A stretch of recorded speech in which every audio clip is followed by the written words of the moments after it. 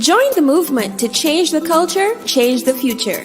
Become a monetary partner with EKCO Nation when you donate to our Scotiabank account number 456124. That's 456124. Checks can be written to capital EKCO Nation. Contact us at 254-3526, email econation@gmail.com, or visit our website at www.econation.com for more details. EKCO Nation is registered charity number 1429 in Barbados. We thank you for your continued support.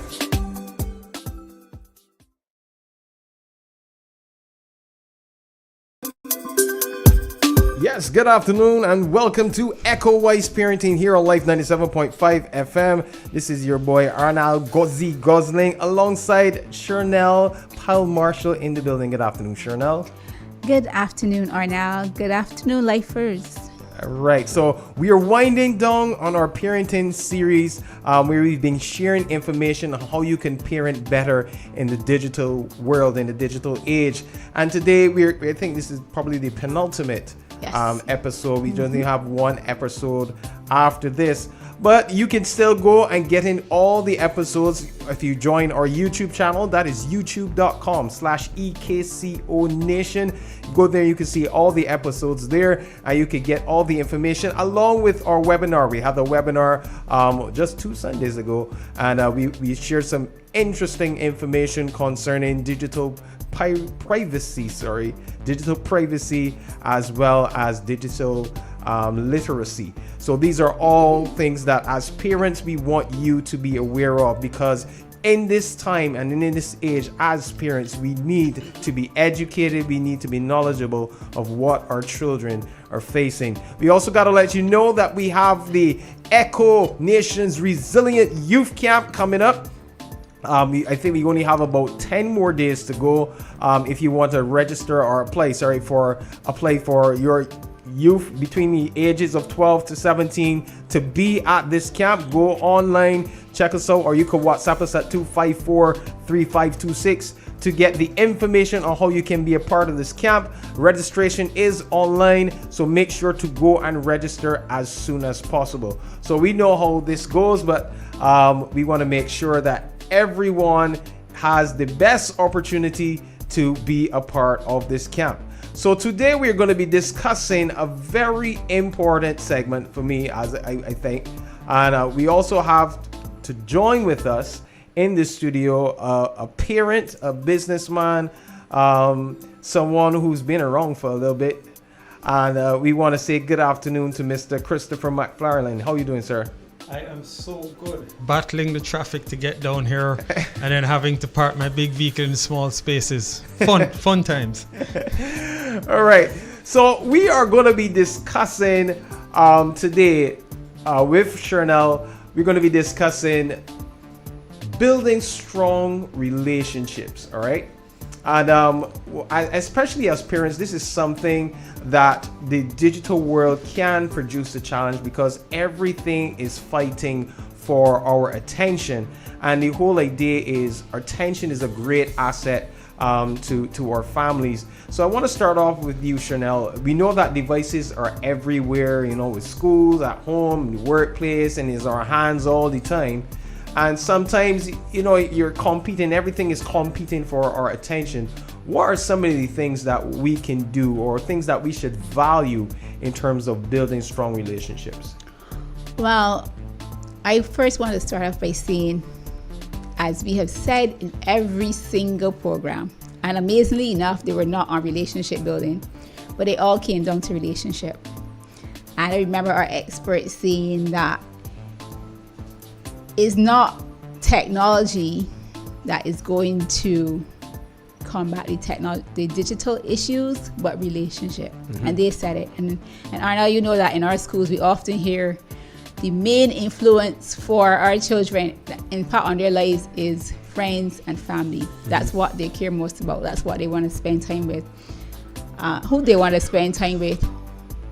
So that's what we're advocating today. Relationship with family. And relationship is in time. We want to look at having that conversations with our kids.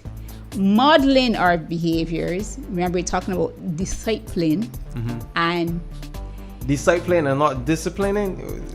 discipline. Discipline is, for my discipline. That's the form of discipline. I had the same question. I had the same. Yeah. So So actually, let's hear your question. No. The same question was discipling and not disciplining. Not disciplining. But disciplining and discipline is one and the same, which is what I want to get at. Yes. But saying discipline as opposed to disciplining, because we tend to jump at, licks and punishment when we hear discipline. And that's not necessarily what discipline is all about. Well, there's also a variance nowadays. Sorry to just jump in, but No, there's go also a ahead. variance nowadays that you have to also, what discipline looked like. Many moons ago when I was a young boy, I'm not calling my age, guys, but many moons ago when I was a young boy, it's completely different to what it looked like 20 years ago, and completely different to what it looked like now. Yep. And it's important that the times also dictate how you manage because discipline is about changing perception, behaviors, and outcomes. And spanking somebody now may not have the same effect as it was 30, 40 years ago when I was given trouble in high school. But taking away privileges may. It's different things. I like the conversation. I like that. I know that the discipline aspect and discipline aspect is coming into the whole aspect of how are we modeling the behavior that we want our children to see, the values that we want our children to have. And we know that you say here before, do as I say and not as I do. Today, I think more children want to follow what they see, follow what their parents are doing more than what they just say. So Shernell, you said three things. You said time, you said conversation, and modeling. Let's go first with the aspect of time. What do you think, as you said, in terms of time, in terms of the value of building relationships? Time is key. Time is not just money. Time is love in our social work. Time is not just money. Time is love. Think about it. You are in a relationship, Mr. Goslin, and you never find time for your wife. She never finds time for you. You saying it, or are you asking? I am It's superficial. speaking hypothetically. I just got it. How would that make you feel? You feel unloved if the person that you supposedly love or supposedly love you never has time for you. And so we tell parents, we get it. I get it's a busy world. I get that cost of living is ridiculously high in Barbados. I get that we are working to make ends meet, to provide for your kids because you love them. But at the end of the day, we have to spend time with them, because kids get you are going to work, they get that, but they get that you're too busy for me. And how often have you heard this in our schools? Oh, I want to spend time with my parents, but they're so busy. I would love to do this. I'm on my device because my parents don't have time for me. They're always, doing something, whether it's productive or not productive. And to children, that's how it is. It's about time. So if we cannot find time for our kids, it's sending the message to them. You're too busy for me, therefore you don't love me as much as you say you do. So I was gonna jump in. I have a slight question counter to that. We sometimes underestimate the intelligence of our kids, and it's down to communication. So if we communicate with our kids that there's sometimes when we're not going to be available, this is why, this is where I am, this is what I'm doing, and this is the outcome. Again, outcome-based activities. This is the outcome, but the important things to the kids, never miss. So I may not be home for dinner every day, but when you have that cricket match on Tuesday, I'm going to be there. Even if I'm on the sidelines working, I'm watching, I'm there. I may not be able to get up and have breakfast with you because I have to leave earlier than you do to get to work. But that when your school is putting on something, I'm going to be there in the audience. And this time I won't be working. I'll be focused on you getting whatever your accolade is, or the performance that you have, or just be there at the time. And that changes sometimes the perception of a child, whether you have time for them or not. So time with the kids is also part of the communication. Now, the challenge I have with a lot of parental actions that take place now is, and not now, over a long time, is that we treat the kids like kids. We treat the kids like the information that we never knew at their age. They don't know. So how many times have you seen your kid on YouTube in the middle of the day or in the middle of studying? And to us, it's, why are you getting distracted? To them, it's just more information being soaked in. So where it changes is the amount of things, our exposure came from being outside and learning new things and interacting with people and doing all of that. But right now, if I want to learn how to change a spark plug in a car, I can Google it. I can use AI to tell me. I can't use AI to do it, but I can get a tutorial that teaches me how to do it, and within 5 minutes, I've changed a spark plug. Whereas back then I had to wait on dad or somebody or uncle or aunt or somebody to come and show me how to do things. So it's a completely different world now than what it was before. And that's why we need to be in control of that completely different world. But I just want to say that you definitely spoke to the point. You didn't counter at all. That's exactly what I'm getting at. Because no parent, no person is going to be able to be there for you 24/7. That's definitely unrealistic. That's not what we were suggesting at all. But you just said it yourself. You find time for their interests. So you go to a game, you find time for their hobbies, you find time to have family time, you find time to have one-on-one time, you find time for conversations. So it's never asking you to be at every meal. Come on, parents, catch your bus. We get it. I see children on the bus at 5 o'clock, first bus some mornings. So that's not it. But you said it clearly, you said it perfectly. Finding time for those things that interest your children. Correct. Let them know that you are there to support them at their games, support them at their events, to be their biggest cheerleader, that kind of thing. So finding that time for the things that interest them, just hang out time, just find time, bedtime. It doesn't even have to be a long time. 10 minutes before bed, you have a little chit chat with your child. How was your day? You do that if it's possible. You find that time for your child during the day, during the week, but make time for them. Not just time as in lecturing, because we parents are good at that, but make time just to enjoy their company. And I would like to put in there also what I would call undistracted time, where they also have some time where they understand that you have their full attention. And it's not that it's always a situation where you're always juggling something with them. I think that shows a level of value for them. So I like what you're saying, both of you guys, what you're saying. Now, you touched on it as well, Chris. You said the second thing that Shernell mentioned that we want to go into is the whole idea of having a conversation with our children. We know that there are several things that we think that our children are not knowledgeable of because in our day we weren't exposed to them. But today, things like pornography, things like hacking, and all these different things, and trends, and all these things are happening, and these aren't things that they have to necessarily go looking for. These are, once they're online, some of these things come looking for them. So I want to ask this question in terms of the whole conversation part. Did you, let me go first to Chris.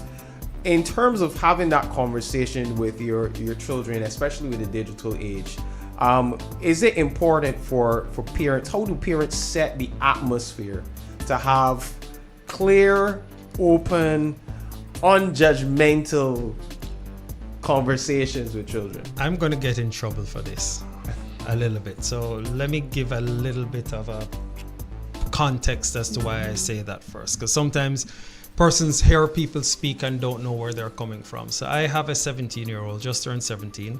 I only have one kid that I know of. So I'm good though. Any other one is 20-something years old, 25, 26 years old, and he can buy me, he can take me out for dinner. That's where it is. No, I only have one kid. He's 17 years old, and we have been blessed because he's a good kid. Regarding social media, access to information through the infoweb and all of those things, we have not restricted him. And that's also, I know I'm going to get in trouble with this. Where it is that you find the time to communicate with your kids in a way that they don't think that you are stopping them, lambasting them, chastising them, putting them down, saying that what they're doing is wrong and all that, but it's more of, how can I participate in what you're doing? Is it good enough for me to participate in what you're doing? Can I see what you're doing? But without saying, can I see what you're doing? It's just being open to seeing anything that they're doing. So the first thing that you want is to not have your kids do stuff in secret. That's the first hurdle you have. And online, they can do a lot of stuff in secret. For those of you on the stream here can see, I'm holding my phone. You can't see my phone. I could tell you I'm talking to my friend, and I'm doing something nefarious or that I should not do. Right? Or the earbuds and all of that. But when there's a trust between the parent and the child, that it doesn't really matter what you do, and I just want to know. So my son, when he was young, we gave him the opportunity to surf the web. We didn't put on any child stuff or anything that he had, but we allowed him the opportunity to understand that we were there to participate in whatever he was watching. So there was no how do you put it? There was no imbalance with what he was watching and what we could do. We also said to him, and we had some persons found COVID very bad. We found it very family oriented and family building. So when COVID, he was turning 12. And during that time, 12-year-olds at school with their friends, that's when they explore. That's when they do things like they will try the odd curse word. They will speak the odd thing, the odd and wrong thing about the opposite sex. And so they're trying to explore themselves. So we actually said to our son, just treat us as if you are home. So whatever you want to watch, whatever you want to listen to, whatever you want to do, let us know, we will do it with you, because he's going to try and do it anyway. So instead of creating a closed system that he had his world and we had our world, and there was very little opportunity for crossover, we would then just live in his world. But live in his world in a way that we weren't telling him, he listened to a song with a few too many bad words. It wasn't shut it off. It was, you sure you want me to listen to that? And we have a running joke here, just give me that playlist and we send it to grandma. So I wanna jump in here, Chris. Shernell, what is your thoughts on what Chris was saying just now? You're jumping in, but I'm thinking Chris is talking exactly what we've been saying. He's saying he didn't have any parental controls, and I'm saying parental C's of using them on his child's device, but he had parental control, and that's the thing. We heard experts say again, you can't necessarily use technology to solve the digital problems when it's a relationship problem, and that's the thing, that's what we're advocating today. Relationship as the key to protecting your child in the digital age. You had a relationship. Yeah. You were there with your child. Your child did not have the secrets, did not go into the closed rooms and use his devices on the sheets at midnight. And he did it when you were there, your parents were there. And that's the same thing as parental. No. Hold on. I said it's not when my parents were there. When my parents were there, the playlist was not your parents, his parents. Because your parents, well, I don't know how old you said you are and how much technology you had in your day. But yeah, we didn't have the same thing going. Well, not speak for you. I'm probably way older. I did not have the technology growing up. So, but that's the whole thing that we want parents to do, to be present, to be there for their kids, like today, for example, I'm in class and I am talking to my class first. Again, I'm saying to them, tell your parents, because we're saying you're meeting strangers online, don't talk to strangers online. I'm like, that's not going to happen. You meet strangers. Your class first students going to new school. Mm-hmm. You are going to meet loads of strangers there. We don't want to tell you don't meet strangers, but there's a safe way to meet strangers. And I'm saying, make sure your parents know. You don't go over to your friends before asking for permission. When you're on your devices and one wants to talk to you, engage with you, check with your parents. So I'm letting them know, involve parents, be involved in everything that your children are doing. So that's the conversation. Yeah. So having the conversations with them, you say you had a lot of conversations. No, I didn't. So it's not that we had the conversations with him. Not about we the device, participated. conversations in general. Like you, So you we have conversations with your child, not Yes. just about, because it's not just about devices, you know. Relationship is about everyday life. Yep. As you said, we're not treating them as children, we're raising a responsible adult. So part of it, the communication is speaking to them like adults, exactly what you said, speaking to them like an adult, speaking to them like they actually know more than we knew at their age.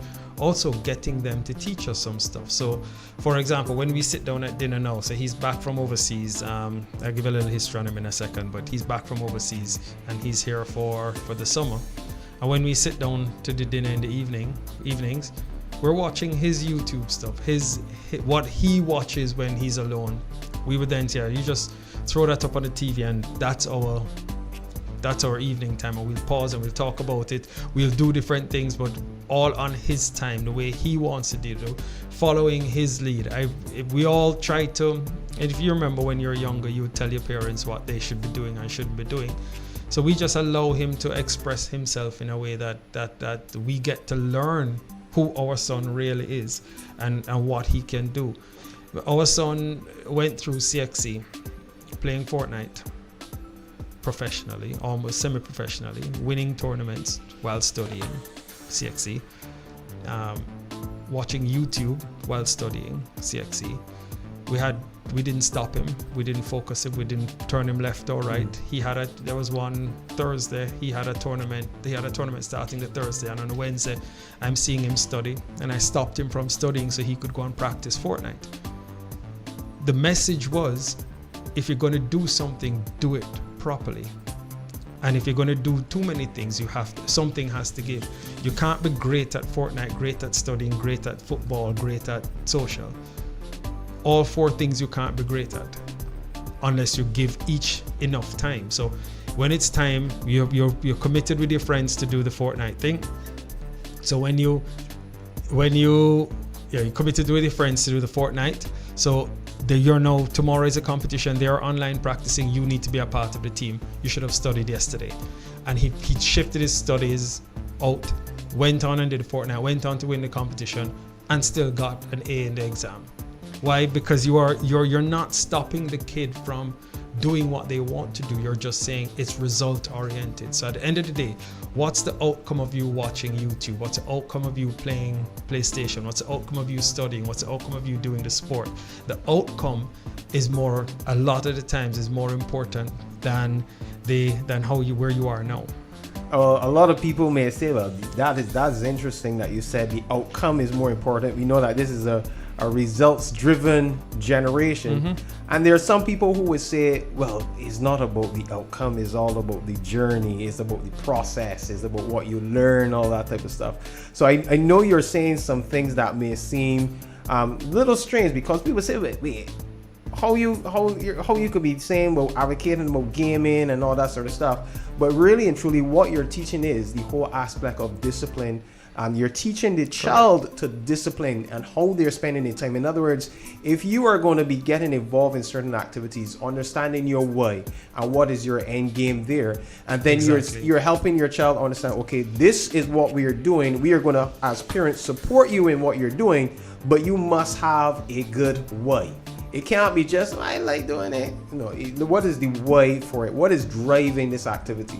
We're coming on to the last 5 minutes. Okay. So I want Shernell, we mentioned modeling at the beginning. We said time, we mentioned conversation, we mentioned modeling, and we said modeling is leading by example. And as Chris would have mentioned in his conversation, we do it as a family. What is the values of our family, and so on. What are some of the things, Shernell, as we get ready to close, what are some of the things that we can do in terms of some practical things that we can do we heard a lot of these stuff, but what are some of the practical things that we can do from a building strong relationship standpoint? So building strong relationships. First of all, modeling, and quickly I'm wrapping this up in like 2 seconds. Values, protect your children. So if you model the values, we talk about what we want our children to do. You said it at the beginning. Do as I say. And my favorite line is, do as I say, but not as I do, does not work.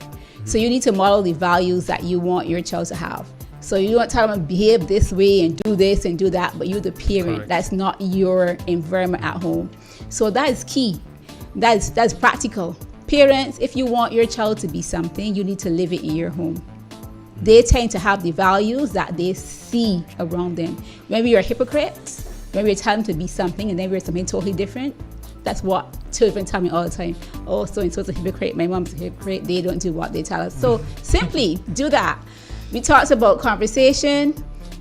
Be there for your kids. Listen to them, not lecture them, because we're good at lecturing in our society, in our culture. Listen. As Chris said, some of the things he said is like, oh, a pinch of salt, maybe a dose of salt needed to take some of that in. But there's some truth in that, in how we parent. So let's not necessarily be friends with our children, but be friendly. So let's have the conversations with them, not as barking down or just issuing rules or telling them do's and don'ts, but listening, hearing what their interests are, what they like, being there with them. Yeah. And spending time is the same thing. Spend time not doing what you think they should be doing or what you want them to do, but what do they like to do? And you said it, Arnal, we say all the time in class, what is your why? Why is key. So once you can figure out why your child wants to do this and help them to reach that goal that they're talking about, but it's about us, because it's not just children that we're raising. They're going to be adults. Hopefully they'll be responsible adults, but we help them to that journey by what we do now with our kids as children. So I don't know how much more time you have, but I can talk more. Thank you, Shernell. Well, we still got a little bit of time. Chris, anything that you want to say in closing? I know you shared a lot about your personal family and your personal situation, but as parents are dealing with the internet bombarding their home, and a lot of them not having that knowledge of how to navigate, and sometimes children have been taken in the wrong direction when it comes to their exposure to what they're seeing and doing online. How can you help her? What is your advice to the parents in those areas? Don't fight it. Let the internet in, let the social media in, let all of that in, and work with your children to understand that you know that it's a different world. You're not trying to model your 20-year back way of being grown up on them.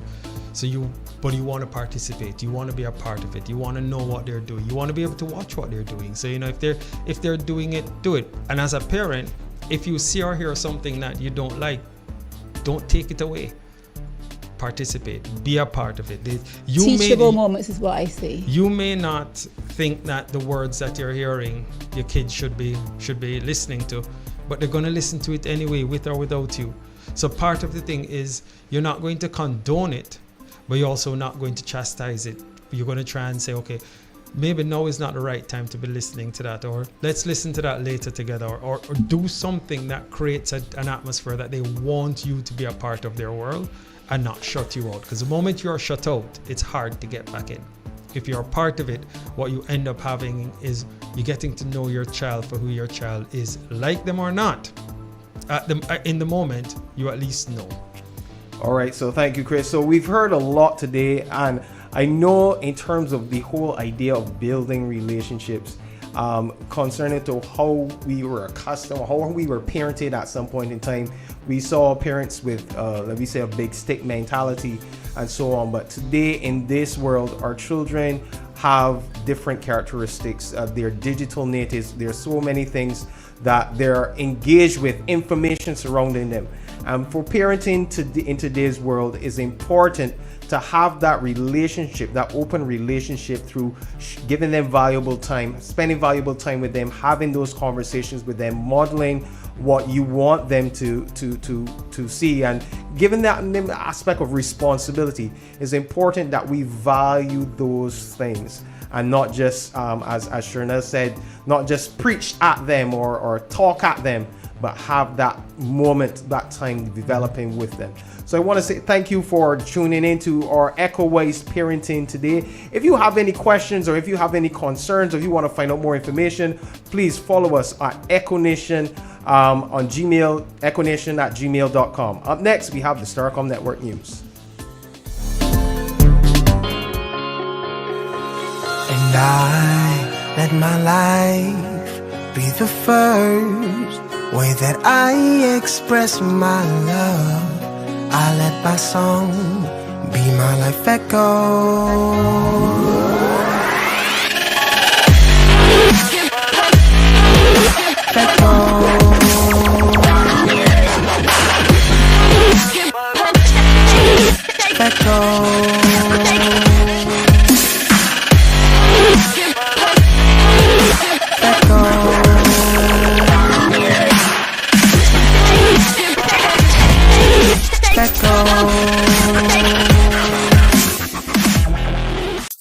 Join the movement to change the culture, change the future.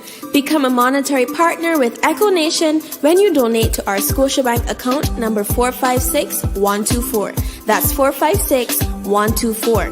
Checks can be written to capital EKCO Nation. Contact us at 254-3526, email econation@gmail.com, or visit our website at www.econation.com for more details. EKCO Nation is registered charity number 1429 in Barbados. We thank you for your continued support.